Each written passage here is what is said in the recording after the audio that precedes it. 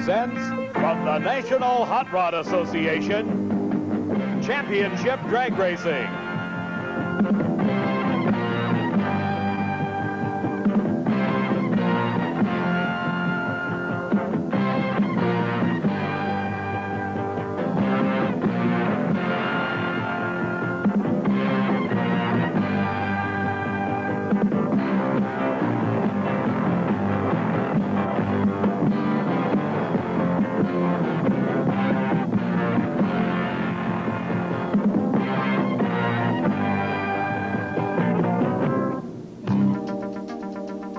Great American Midwest, home of National Trail Raceway near Columbus, Ohio, and the 19th annual running of the NHRA Springnationals. An all-star field of competitors has made performance the story of this event. In qualifying, drag racing's all-time quickest car obliterated another track record, the National Trail elapsed time mark. Gary Beck kept the car under control as a right front tire came off on the run that netted him a 5.47-second elapsed time. Sounds like we need an improvement in front wheels and tires. This has been happening a lot. Well, we've got these tires are a little different, if you notice, and we've had no trouble all year long with them, but it's what it does is these tires are good to 300 miles an hour, where the tires that most guys run are 200-mile-an-hour tires.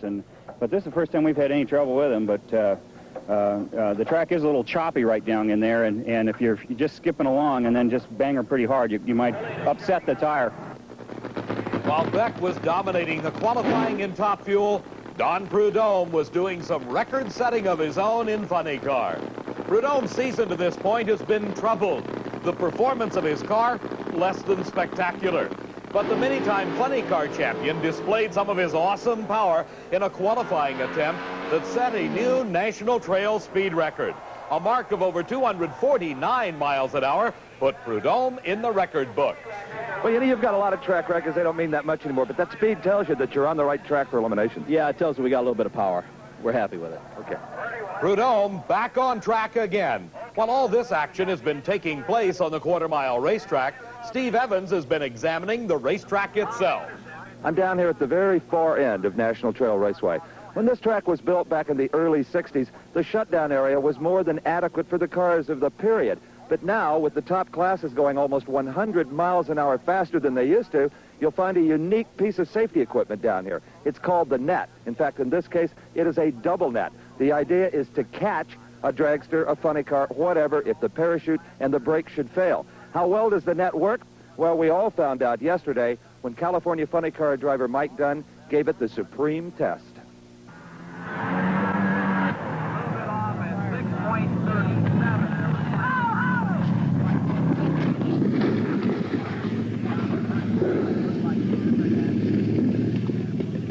Mike Dunn and the ride of his life. It's almost unbelievable the intensity of the fire. The parachutes vaporized. The right rear tire explodes, shattering the fiberglass body. From another angle, you can see that right rear slick explode, breaking the body in half. The car thunders into the net. First, the initial contact, then thrown sideways into the second net. The car, ensnared in the nylon web of the catch nets, comes to a sudden stop.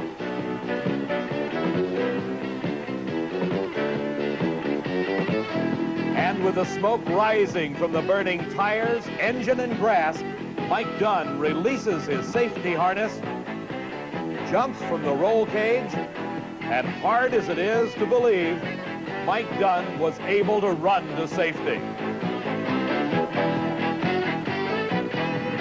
Mike Dunn, you okay? Yeah, I'm fine. It's one of the worst accidents I've ever seen at this end of the racetrack. Wasn't that bad. You looked it from here. I think when you see the tape, you'll believe me. The net definitely prevented what could have been an awful bad situation. Yeah, oh yeah, definitely. Throttle hung wide open and reached for the fuel shot and then blew up and backfired and everything else. So everything went wrong that could go wrong, really. Yeah. I was pulling as hard as I could to get that throttle back, and something got hung up somewhere. I'll let you get up to your crew. They're concerned as we are. Mike Dunn, one cool driver under intense pressure.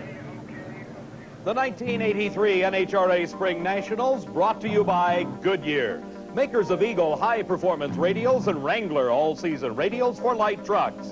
And by Brute, make every day your Brute day with Brute by Fabergé. And by Motorcraft, quality parts for all makes of cars. Motorcraft exceeds the need. We'll be right back to the Spring Nationals in just a moment. Hello, everybody. I'm Dave McClelland, and along with Steve Evans, we're here to bring you all the excitement of the Spring Nationals. As you have seen, one of the big stories is in Top Fuel Eliminator. Let's go to round number 2 action. Jody Smart rolling forward to do his burnout. There were a total of 16 cars that qualified in Top Fuel Eliminator. We are now to the second round. There will be 8 cars involved in this round of racing. Jody Smart is up against Gene Snow. Jody from San Antonio, Texas, a warehouse distributor of high-performance parts, while Gene Snow owns an oil company in Fort Worth, Texas. Snow was involved in an interesting race in the first round when Snow in the near lane raced Jim Head, a hometown favorite from Columbus, Ohio.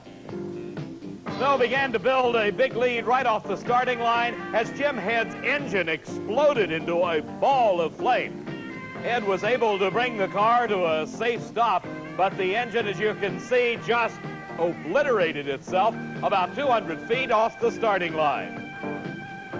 Well, Jim, it's been an awful long time since I've seen one that ablaze at the starting line. I didn't see it, but I hear it was pretty good. What causes something like that? Well, in this case, the motor got pretty hot on the starting line. I think we just lost some pistons. It shook real hard, and I think it shook something off of it. It's at moments like that you're darn glad the engine's in the back, huh? Yeah, I guess I am, but I guess we're talking about switching to funny cars, so maybe it won't be in the back next year. Gene Snow had a relatively easy go of it in the first round, but this round of racing, maybe not quite so simple, as Jody Smart has been close to winning an NHRA national title several times. He has finished in the runner-up spot, but has been a bridesmaid thus far, has yet to make it to the winner's circle in Top Fuel racing. Smart, having laid out of racing for a number of years, as did Gene Snow, came back in the Top Fuel ranks. Both cars have done exceptionally well. And it is an instant smoke off the tires for Jody Smart, and Gene Snow, with an outstanding elapsed time of 5.82 seconds, wins his second round race and moves into the semifinals. For Jody Smart, it'll be another day before he comes in for a shot at a Top Fuel win. Our next pair of cars fired and rolling into the water. The start of the smoky burnout, Scott Coletta against the defending world champion, Shirley Muldowney. No person had won a Top Fuel World Champion title more than once until Shirley Muldowney came along, and she has done it 3 times. Shirley from Mount Clemens, Michigan, is racing the son of Connie Coletta, Scott Coletta. Scott had the thrill of his young racing career in the first round as he was matched against the low qualifier and the new track record holder, Gary Beck. But Beck fell victim to a loss of traction, and Scott Coletta moved out to a lead and continued to hold it as the quickest car in the field fell in the first round of racing to Scott Coletta. Well, Top Fuel dragster racing has gotten very competitive, and by no means does this racing team over here think they got a handle on everybody that's over working on their cars right now. We're out today, but we'll be back racing and winning some rounds at the next ones. In the end of the year, we hope to be on top of the pile. Not an easy go in either the first or second round for Scott Coletta. First round, he defeats Gary Beck. Now he is up against the reigning world champion, Scott Coletta, in the near lane. Shirley Muldowney in the far lane. A good start by both cars. Scott Coletta losing traction momentarily, and Shirley Muldowney wins it by about a car length. A 5.99 second elapsed time for Shirley Muldowney moves her into the semifinals. Back at the starting line, the engine's coming to life for our next pair of cars. Crew Chief Ron Barrow injecting some gasoline into that engine to get it started as Connie Coletta sits behind the wheel and awaits the word to bring it up to the starting line. Connie Coletta, the father of son Scott, who you saw just a moment ago, and head of Coletta Flying Service and this two-car racing team. The burnout, long and smoky, getting those tires hot as Connie Coletta squares off against Doug Kerhulis. Kerhulis from Bakersfield, California, is one of the rising stars in championship drag racing, while Connie Coletta, a veteran, his first major event win goes back to 1964. Coletta and Kerhulis in round number 2. Steve has had a chance to catch up with Shirley Muldowney. Shirley, I saw you just talking to Scott, apologizing for something. What happened? Well, the sun reflected off the pre-stage light, and I couldn't see it, and it just took me an extra couple minutes to get in the pre-stage, and I might have made him wait. Yeah, he said good race. He was very happy to be that close to you. A nice hole shot, 500 ahead of Scott. But we run a 599. I think we got a junk blower. So a new supercharger will go in the pen car? Yeah, we can find one. So Shirley Muldowney one step closer to what could be a 5th Spring Nationals title. Shirley starts the search for a supercharger, while Connie Coletta and Doug Kerhulis are at the starting line concentrating on the electronic starting device, the Christmas tree. The tree will go green and both cars should leave the line together. The RPMs on the engines begin to mount, and it's a great start for Doug Kerhulis in the far lane. He's got about a car length lead, and he wins it over Connie Coletta with a fine 5.82 second elapsed time. The Bakersfield Flash is into the semifinals. We watch again, you see just a wisp of smoke off of Coletta's tires, and that may have been the loss of traction that could have cost him the car length that was the lead for Doug Kerhulis as they crossed the finish line. Well, Doug Kerhulis with a 582 has suddenly become a big factor here at the Spring Nationals. Congratulations. Thank you very much. We put a little fuel pump on it. It wasn't hurt at the last room, but we put a little pump on and stepped on a little bit for Connie, of course, because he's the one that will come up and bite you every time. This is the farthest you've gone in quite a while. You know what? This is the farthest we've been in 2 years top fuel racing. We've won smaller events in California and around divisional races, but this is a pleasure. 2 to go. You bet. Thank you. And obviously pleased, Doug Kerhulis heads back to the pits to get ready for the semifinals as our final pair of cars come out of the burnout area in this, the second round of racing. It is Richard Tharp in the far lane from Dallas, Texas, against Californian Denver Schutz from Fresno. Schutz is a raisin grower. Richard Tharp has to be one of the most worried drivers in this second round of competition. It was back in the first round as he was racing Rance McDaniels that Tharp ran into problems. The car went up in smoke right off the starting line. He pulled ahead of McDaniels, won the race, but exploded an engine. A ball of fire and the supercharger leveled, hanging off to the side. Richard, I guess the only good thing we could say is you won. Yeah, that ain't too good right now. We got another motor? Yeah, we got 2 more motors. We ain't got another blower, though. I don't know exactly what's going to happen. Would like to say a good job of driving, Richard. Just to not put it in the net under those situations was incredible. Well, thank you. Tharp and his crew went back to the pits, and Steve followed. Well, one piece of equipment you hope you never have to use in the middle of a big drag race is the engine hoist, but it's in full operation in the Richard Tharp camp. The blower explosion in round number 1 has forced the Kilpatrick and Cannell team to change engines, so the spare power plant going in right now. It's not as simple as it might seem, because when a blower explosion happens like that, it's very, very hard on throttle linkage and fuel lines. A lot of broken bits and pieces that can be very, very time-consuming. Richard and the crew don't have any time to be talking to us. We're going to stay out of their way and hope they make it in the lanes for round number 2. Steve, we know he got the engine in, but the question is, how good is it? Richard Tharp in the far lane against Denver Schutz in the near lane.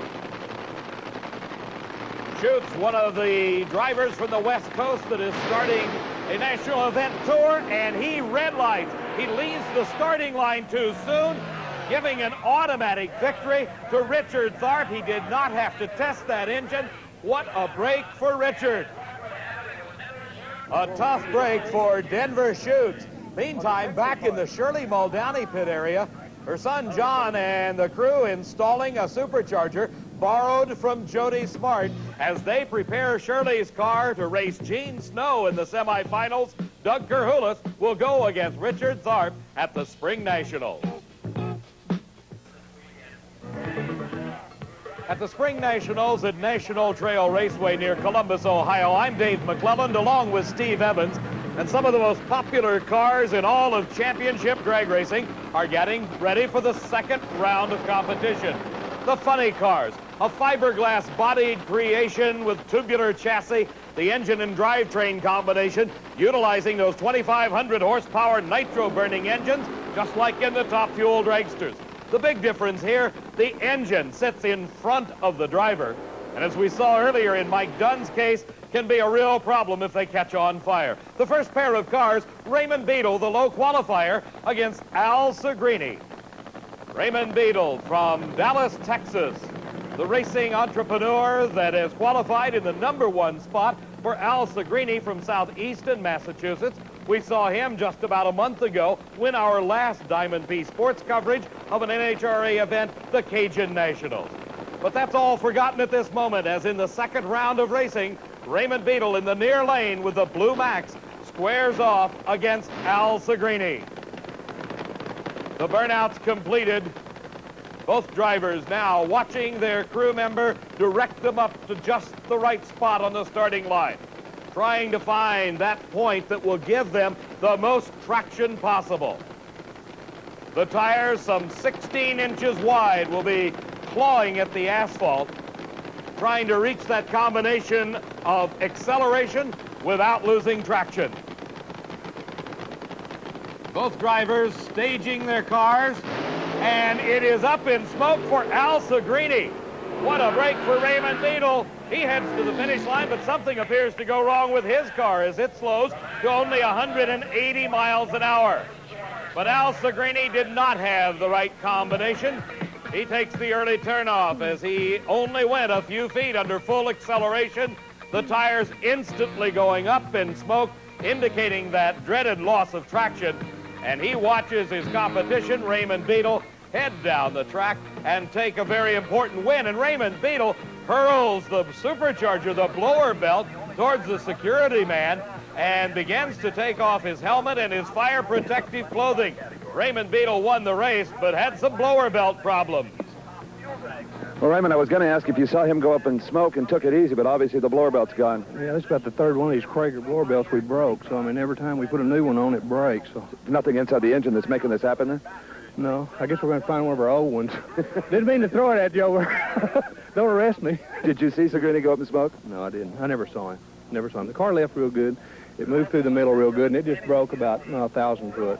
Well, it's been almost a year since you'd sat on the pole at one of these events. You got to be pleased with the comeback here, you and your guys. Yeah, it's running real good, so no problem at all. Here, you can have this. Yeah. Raymond waving the broken blower belt like a trophy to the Blue Max crew, indicating, well, gang, there's some work coming up, and some work was performed on this car. This is John Force. And it is not normal to see all the racer tape, as it's called, all over the front of his fiberglass-bodied funny car. John Force in round #2 is racing Mark Oswald, the driver of the Candies and Hughes Pontiac Trans Am-bodied car. Oswald from Cincinnati, Ohio, driving for the Louisiana-based crew, while John Force hails from Fullerton, California. Force is another of those racers at the Spring Nationals that is very fortunate to be in the second round. Back in the first round, after he defeated Kenny Bernstein, John Force had his parachute look like a streamer. And once again, trying to stop the car, John Force takes dead aim on those catch nets at the end of the racetrack. Force guiding his car towards the center of the track and the center of the net, much slower than we saw Mike Dunn go into it. The net stretches, then responds and stops John Force. John Force won the battle here, but may have lost the war. John, a good job of hitting the net as you're supposed to, and you might be able to fix this car. We always fix them, Steve. That's true. You've done this in the past. I double-checked the chute twice. I didn't shove my cable far enough. My error. That's just a stupid mistake. I knew it when it didn't blossom. I went for it again. It was just too late. Well, John's okay. The car, a bit of damage, but as he said, we always fix them, Steve. And fix it he did, Steve, as back at the starting line in the second round, John Force is ready to do battle with Mark Oswald. There is a lot of tape holding that fiberglass body together, but the NHRA officials have looked it over, says it's okay. And here's John against Oswald. Mark Oswald out as John Force headed for the guardrail. It had been a little tougher to fix at that point, and he hit the guardrail. He did not, and Mark Oswald streaks to the win at a 6.18 second elapsed time. His speed a fine 241 miles an hour. A lot of work by John Force and the crew, but it went to no avail as he lost traction and lost the race. Our next pair of cars, the Orange Baron, is in the near lane. That is Gary Bergen. He is racing Tom Anderson. Anderson from Macedon, New York, driving for Alan Aronek and Jim Ouimet. While Gary Bergen is one of the true touring professionals on the championship trail from Stanton, California, the Orange Baron. Bergen, a former national champion, enjoying a fine spring nationals thus far. Following the direction of his crewman up into his own tracks, left after his long, smoky burnout, as Tom Anderson does the same. A lot of concentration necessary to drive one of these cars. Just imagine in the distance of a few short city blocks, you are accelerating to over 240 miles an hour in less than 6 seconds. Anderson up in smoke. Gary Bergen, he also had to lift for a second, and it's a close race, and Gary Bergen pulls it out at the finish. A 6.26 second elapsed time. His speed, 233 miles an hour. But as we watch again, watch Tom Anderson in the far lane lose traction. Right there, the car up in smoke. Gary Bergen pulls up alongside, and that's where he stays all the way down that quarter-mile racing surface to the finish line, and by a wheel length, Gary Bergen defeats Tom Anderson. You can see how close the times were as Bergen wins the race. I got a feeling Gary Bergen didn't know he won that race, too. No, it was close. I looked over right at the finish line. He was right there. 6:26 to a 6:29. Wow, that was close. So Anderson has been involved in the two closest races of the day, but you got him this time. Yeah, but I lost to him at the other two national events this year. Well, Gary Bergen got his revenge. In the final two cars of this round, it'll be Dale Pulde against Rick Johnson. Pulde from Van Nuys, California, considered one of the toughest drivers around. For Rick Johnson, this has got to be his lucky meet. The Utica, New York-based driver had the upset win of his career in the first round of racing as he was pitted against the new track record holder, Don Prudhomme, who had recorded a speed of over 249 miles an hour. We watch Prudhomme go up in smoke. He drives away from the guardrail, and Johnson, streaking for the finish line, wins the race. Don, you do everything right for 3 days. In round one, it just doesn't work. Yeah, that's what's disgusting about this damn thing. I don't know. It's really 2 races in a row that you've almost hit the rail in round one like that. Yeah, I don't know. You know, just what can I say? Just hasn't been a good year. An obviously dejected Don Prudhomme, but an elated Rick Johnson in the near lane has got to tangle now with Dale Pulde. Pulde leaves first, but loses traction. The car up in smoke.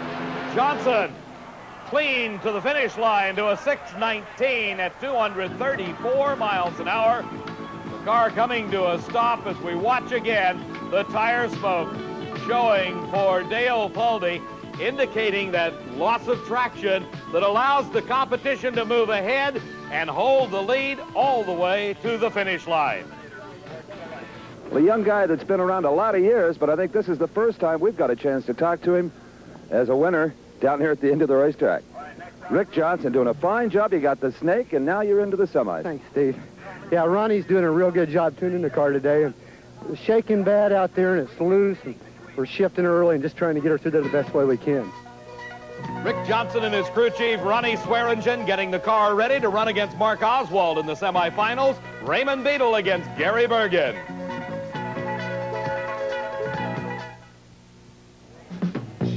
This huge Spring Nationals crowd is enjoying all of the action on the racetrack, but there's a lot of work going on in the pit area. Steve Evans is with Doug Kerhulis. Well, Doug Kerhulis, your opponent, Richard Tharp, a few trailers over, completely apart, all 8 pistons out of the motor. You haven't even taken the heads off. No, we just, it ran really, really well. Just very easy and smooth, and there's no reason to take the heads off when it's not hurt. You can take it apart, and when you put it back together, you can mess something up. So it looks real good, and we just leave her alone. Without X-ray vision, how do you know it's not hurt? Well, we have a leak down tester that we use to check each cylinder, and it's absolutely come out perfect. The worst cylinder we have in the engine's like 27%, and anything like that is just perfect when it comes to nitro, so there's no problem. Just start it up and go race it. One thing you know is Tharp will be plenty aggressive up there. And no problem. Yeah, I like Richard. Richard's got to have to beat me. There's no problem. We'll race a good race. They've had a lot of problems. They can jump up and run good. We know that. So this car here should run a 77 or 78, and if he can run quicker, he wins. But I think we're looking real, real good. Okay, thanks, Ed. Thank you. While the Top Fuel racers get ready for the semifinal round of racing, here comes Pro Stock. The factory hot rods, the crowds love them. The Ford Thunderbirds, the Chevy Camaros, and the Pontiac Trans Ams. In this case, this is Bob Glidden. He has had a tremendous string of successes at the Spring Nationals. Bob, with his wife Etta, his crew chief, has won 4 straight. He is the defending champion. He is racing Butch Leal, known as the California Flash, but living now in Blacklick, Ohio. These cars very evenly matched. They can run a maximum cubic inch engine of 500 cubic inches. They must run carburetors. They must run on gasoline. They are very exotic, refined pieces of racing equipment. The Pontiac of Butch Leal is in the far lane. The Ford Thunderbird in the near lane for Bob Glidden, the defending champion. This is the semifinal round. We started with 16 cars. There are 4 remaining. The starting advantage appears to go to Glidden. The Ford Thunderbird pulling slightly ahead of Butch Leal, and it is Bob Glidden winning the race at 7.85 seconds. Butch Leal just about a car length behind. Our next pair already coming to the burnout area. In the near lane is Frank Iaconio. In the far lane is Don Kuntz. Iaconio finished number 2 in the world last season. He comes from the eastern seaboard of Totowa, New Jersey, his hometown. For Don Kuntz, Cayuga, Indiana is his hometown, and he has had a big upset win already this race. In the second round, he defeated the low qualifier and the reigning world champion Lee Shepard. So Don Kuntz in the Pontiac, the team of Kuntz and Clark going against Frank Iaconio in the Chevy Camaro. A bit of a psychological staging battle going on. Kuntz is last to stage. The RPMs are up, and it's Iaconio out with the lead. He continues to pull away from Don Kuntz with a margin of over a car length at the finish line. Frank Iaconio wins it. The parachute comes off Don Kuntz's car, but he quickly brings it under control. Earlier, there were some other Spring Nationals champions crowned in our Sportsman Eliminator categories of competition. Let's take a look at the final rounds of racing in those categories. In Stock Eliminator, Don Holben of Lansing, Michigan was racing Steve Benyo of Pittsburgh, Pennsylvania. And the winner at the Spring Nationals, Don Holben. Our Super Stock final matched Dick Henry against Mike Farrell. And a close race to the finish line, but Mike Farrell, the winner in Super Stock. The Super Gas final saw Mark Powick going off against Mike Bazell. Mike Bazell of Logan, Ohio, the Super Gas champion. Competition Eliminator saw the Opal of Larry Kopp against Mike Withrow in the dragster. And in one of the closest handicap races of the day, Mike Withrow in the dragster pulls it out at the finish line. The Top Alcohol funny cars saw Frank Mandolini go off against Ace Manzo. Ace Manzo previously had a run-in with the net, and he made it all the way to the finals, but lost to Fred Mandolini, the Spring Nationals champion. And in Top Alcohol dragster, it was an upset, as a red light for Bubba Sewell gave the win automatically to Bill Walsh. Sewell had won every NHRA event to this point in 1983. So our congratulations going to all of the champions at the Spring Nationals. In our Sportsman Eliminator categories, in Top Alcohol dragster, Bill Walsh; Alcohol funny car, Fred Mandolini; competition, Mike Withrow; Super Gas, Mike Bazell; Super Stock, Mike Farrell; Stock Eliminator, Don Holben. Coming up next, the Top Fuel semifinals at the Spring Nationals.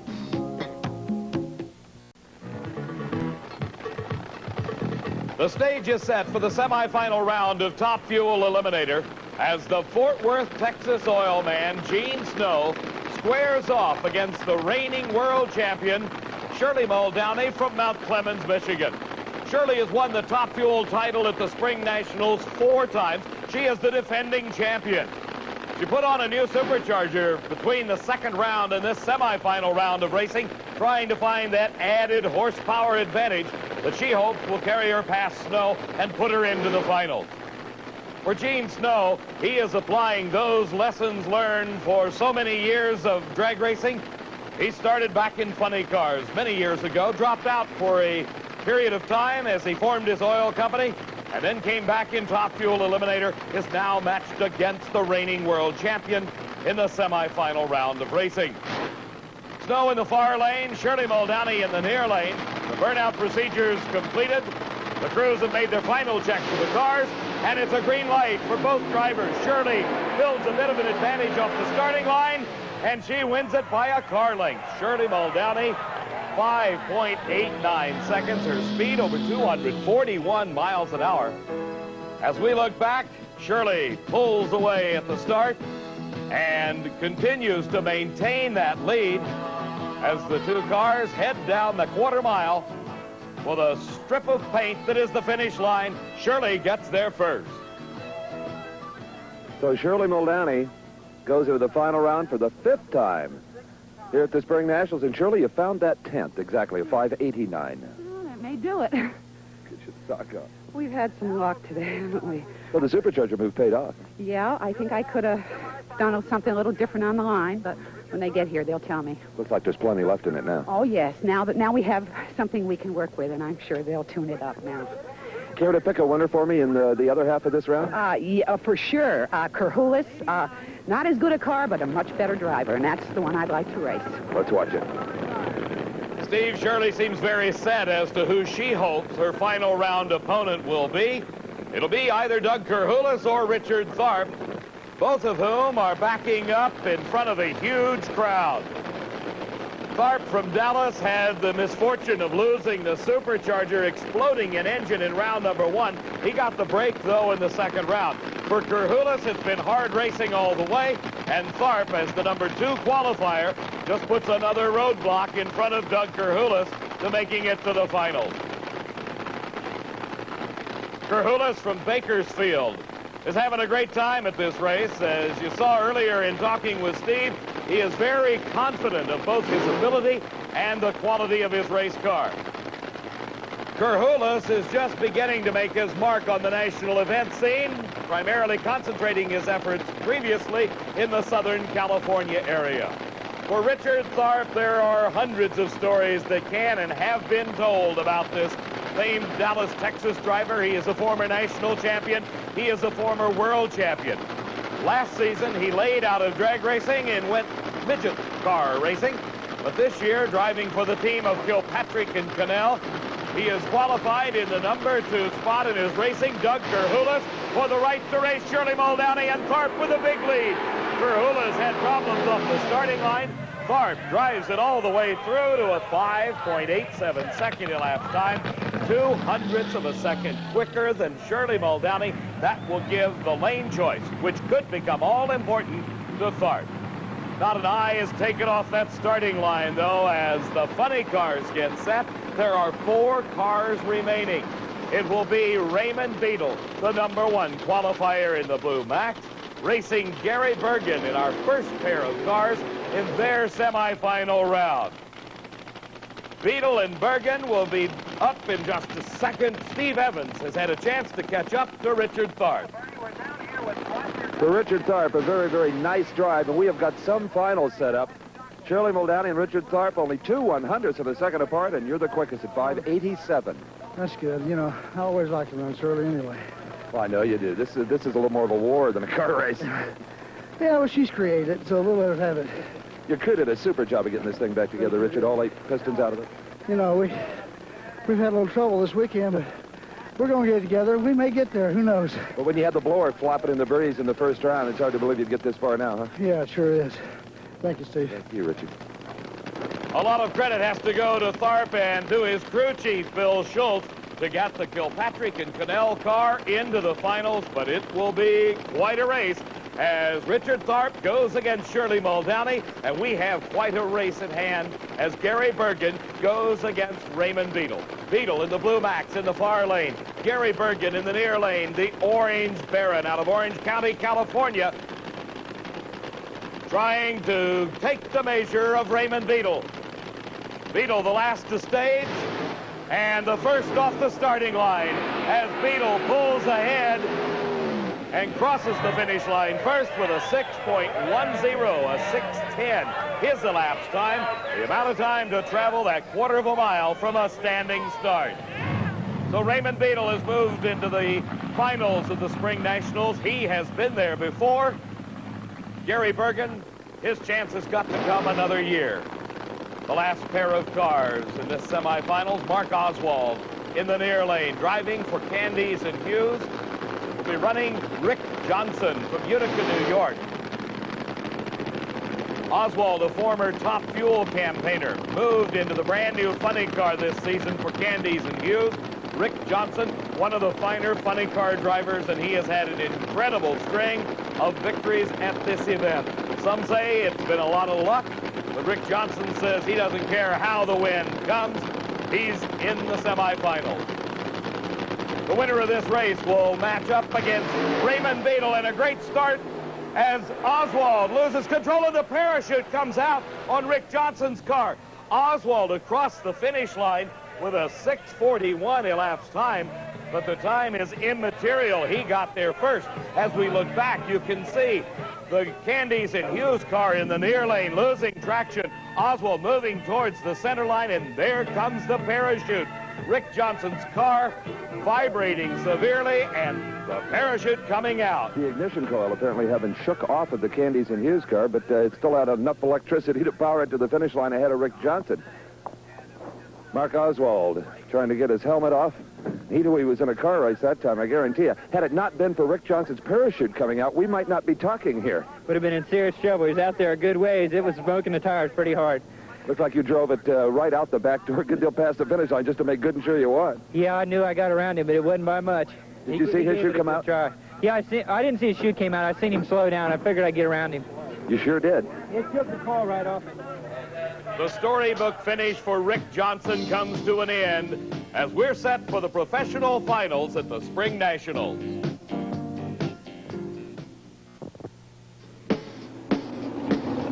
We're set for the professional finals at the Spring Nationals, and Pro Stock is on the line.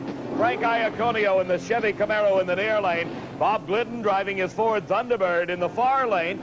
Glidden, finishing number 4 in the world last season, has had lots of problems earlier this year. Frank Iaconio was number 2, but Glidden has got a string going for him. He has won 4 straight Spring Nationals titles. Glidden into the staging beams last, both cars with the wheels in the air, and a close race at mid-track. The Camaro against the Thunderbird, and Glidden pulls it out. His wife, Etta, shows her happiness, and Glidden saved the best for last. 178 miles an hour, the fastest speed by a Pro Stocker at the Spring Nationals. The wheels up start for both drivers. As they move down track, Glidden begins to pull ahead, and that speed of 178 shows at the finish line. This has been a great race for you. Gosh, boy, I'll tell you, I'm tickled to death. It's been so long since we've done anything. There's a lady waiting back at the truck that's going to be tickled to death, too. Congratulations to you and Etta. Bob Glidden very happy to find the horsepower in that Ford Thunderbird that puts him into the winner's circle for the 5th consecutive time. A pair of close friends meeting in this final of funny car. Raymond Beadle driving the Blue Max in the near lane. Mark Oswald driving for Beadle's close friend, Paul Candies, and Leonard Hughes in the far lane. Beadle, the racing entrepreneur, is into 3 forms of motorsport this season. He's got a NASCAR car with Tim Richmond. Sammy Swindell drives the Blue Max sprint car, and he's won 2 races already this weekend. Can Beadle carry the string on? He's got the lead over Mark Oswald, and he pulls it out at the finish. Raymond Beadle, 6.05 seconds. His speed, 238 miles an hour. Let's watch. They leave the line almost simultaneously.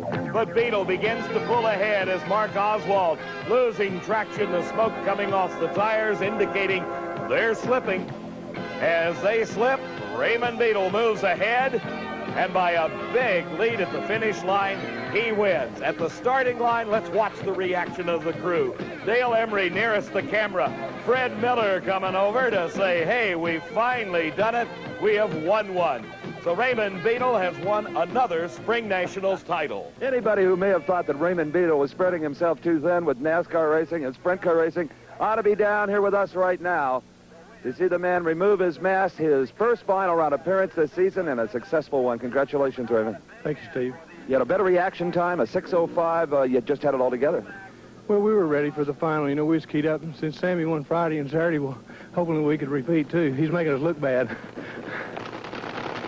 While there were a pair of friends meeting in the funny car final, you could cut the tension with a knife at the starting line as Richard Tharp in the near lane gets set to go against the reigning world champion, Shirley Muldowney.